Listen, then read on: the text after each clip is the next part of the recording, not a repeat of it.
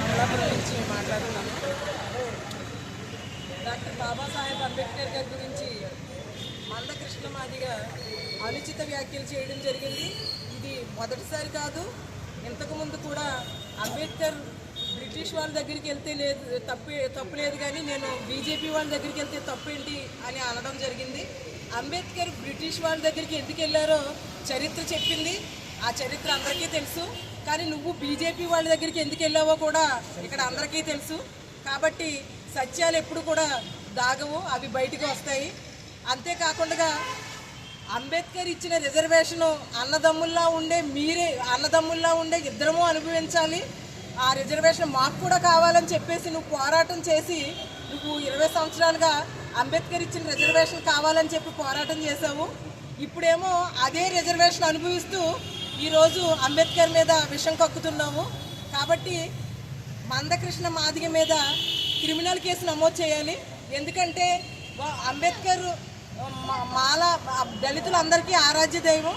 ఒక వర్గాన్ని రెచ్చగొట్టే వ్యాఖ్యలు కృష్ణ మాదిగ చేస్తున్నాడు. కాబట్టి అతని మీద క్రిమినల్ కేసు నమోదు చేయాలి. ముఖ్యంగా అంబేద్కర్ కోనసీమ జిల్లాలో అతను సభ పెడతానని చెప్పి ప్రకటించడం జరిగింది.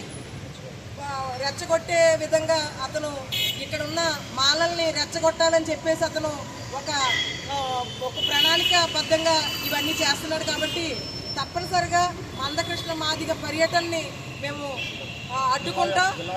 జిల్లా వ్యాప్తంగా అతని పర్యటన అడ్డుకుంటాం. ఖచ్చితంగా మందకృష్ణ మాదిగ కోనసీమ డాక్టర్ బిఆర్ అంబేద్కర్ కోనసీమ జిల్లాలో అడుగు పెట్టకుండా మేము కార్యాచరణ ప్రణాళిక అనేది మేము తయారు చేసుకున్నాం.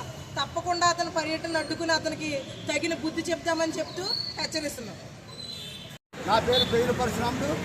మరి బాబాసాహెబ్ అంబేద్కర్ గారిని కృష్ణమాదిగ అనేవాడు దురభాషలు మాట్లాడతాం ఈ దేశంలోనే చాలా బాధాకరమైన విషయం.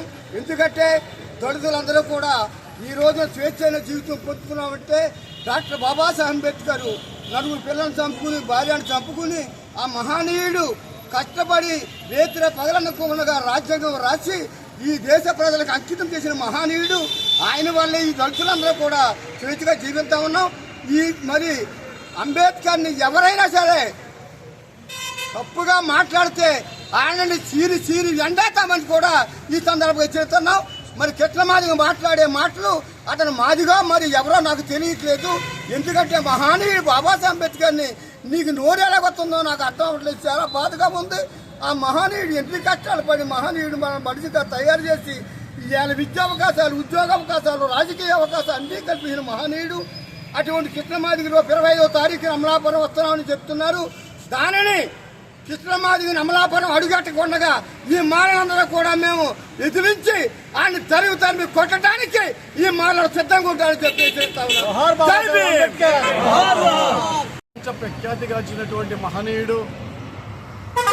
ఈ భారతదేశంలో 40 కోట్ల మంది దళితుల ఆరాధ్య దైవం అనేటువంటి బాబాసాహెబ్ అంబేద్కర్ని కృష్ణమాదిగా అనుచిత వ్యాఖ్యలు చేసి ఆయన వ్యక్తిత్వాన్ని, ఆయన యొక్క వ్యక్తిగతమైనటువంటి విమర్శలు చేస్తూ ఆయన్ని అవమానపరచడం జీర్ణించుకోలేకపోతున్నాం. ఎందుకంటే దిక్కుమొక్కు లేనటువంటి ఈ దళిత జాతులకి బాబాసాహెబ్ అంబేద్కర్ వచ్చిన తర్వాతే కదా వెలుగొస్తా. కృష్ణమాదిగా నువ్వు కూడా బాబాసాహెబ్ అంబేద్కర్ బొమ్మను పెట్టుకుని తిరిగి నీవు ఇవాళ ఏదో నాయకుడు అయిపోయావని చెప్పేసి కన్న తండ్రినే నువ్వు విమర్శించేటువంటి స్థాయికి దిగితే లోకమంతా చూస్తూ ఉంది. నువ్వు చేస్తున్నటువంటి బాబాసాహెబ్ అంబేద్కర్కి వ్యతిరేకంగా ఆయన విమర్శించినటువంటి తీరు మరి అసలు పోరాటమే చేయలేదు, స్వతంత్ర పోరాటం చేయలేదు, రాజ్యాంగం రాయలేదు, లేకపోతే అనేక రకాలైనటువంటి కించపరిచేటువంటి వ్యాఖ్యలు చేస్తున్నావు. దేశం కాదు ప్రపంచం అందరికీ తెలుసు అంబేద్కర్ ఏం చేశాడో. ఈ దేశం కోసం అంబేద్కర్ ఏం చేశాడో నీ గురించి నా గురించి అందరికీ తెలుసు. నువ్వు ఇలా నోరు పారేసుకుని ఇలా మాట్లాడి ఇంకా నాయకుడు అయిపోతావు అనుకుంటున్నావేమో. అంబేద్కర్ని కించపరిచిన భవిష్యత్తులో గతంలో ఎవడో కూడా ఎదగలేదు. నువ్వు కూడా అదకపోతానికి పోతావు. కానీ నీ నోరు అదుపులో పెట్టుకుని నువ్వు తప్పనిసరిగా మన తండ్రిని, దైవాన్ని నువ్వు గౌరవించకపోతే నీకెవడు గౌరవిస్తాడు? ఇవాళ ఏదో ఇవాళ ఏదో కొంతమంది రాజకీయ నాయకులు నీ వెనకాల ఉన్నారని, వాళ్ళతో నీకు ఏదో పరిచయాలు ఉన్నాయని వెర్రవీగిపోతావేమో. తుండూరు, కారంచేడు, నీరుకొప్ప, పదిరికొప్పలో మాదిగల్ని అక్కడ వాళ్ళని తరిమి నరికైతే ఆదుకున్నది మాలలే, ఆదుకున్నది అంబేద్కర్సే, ఆదుకున్నది అందరం కూడా. ఈ శాతం అయితే అన్నదమ్ములుగా కలిసిపోతాం తప్ప మన జాతి పెద్దని ఇలాగ అవమానపరిచి నడు రోడ్లు పెట్టడం చాలా సిగ్గుచేటు. ఇది మాత్రం తీవ్రంగా ఖండిస్తున్నాం. ఇక మీద మళ్ళా లాంటి వ్యాఖ్యలు చేస్తే మాత్రం రాష్ట్ర వ్యాప్తంగా కాదు దేశవ్యాప్తంగా తగిన మూల్యం చేర్చుకుంటాం కబడతారు. డాక్టర్ బాబాసాహెబ్ అంబేద్కర్ గారితో పోల్చుకుంటూ కొన్ని మాటలు మాట్లాడుతున్నాడు. అసలు మందాకృష్ణ, నీ జీవితం ఏంటి, అంబేద్కర్ జీవితం ఏంటి అనేది ఆ చరిత్ర నువ్వు తెలుసుకో. చరిత్రను వక్రీకరించి మాట్లాడితే ఏదో పెద్ద నాయకుడు అయిపోతావు, ఏదో బీజేపీ పార్టీ గుర్తించి నాకు పెద్ద పదవి ఇచ్చేద్దాం అని అనుకోకు. నువ్వు మనువాద పార్టీ బీజేపీకి చెంచాగిరి చేస్తున్నావు. నువ్వు చెంచేగానే చూస్తావు తప్ప నిన్ను అందలం ఎక్కించి కూర్చోబెట్టదు ఎప్పుడు కూడాని.